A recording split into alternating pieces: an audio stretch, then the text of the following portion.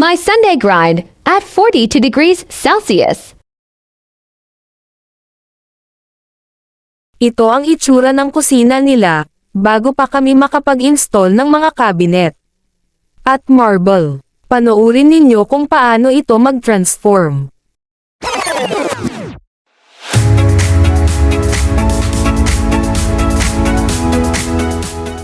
Ang mga modular na cabinet na ito ay gawa sa aluminum at formica.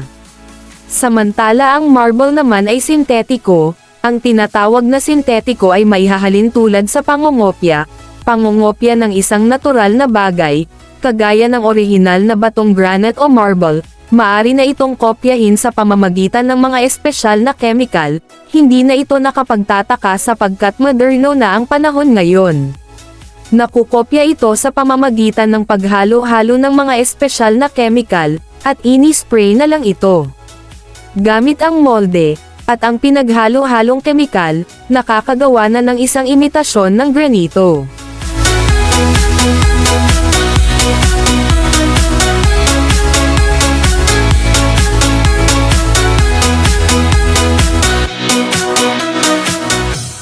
Ang ganito kalaking kusina ay umaabot ng 2 hanggang 3 araw para sa pag-install, kung sa presyo naman ay talagang masasampal tayo ng kahirapan, sapagkat hindi basta-basta ang presyo ng modular na cabinet.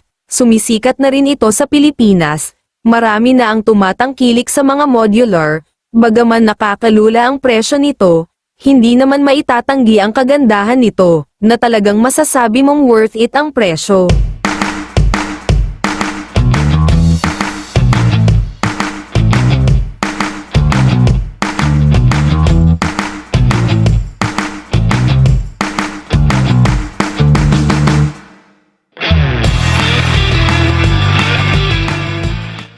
Salamat sa panonood mga katrabaho. Kung nagustuhan mo ang video na ito, paki-like at follow naman. God bless you all.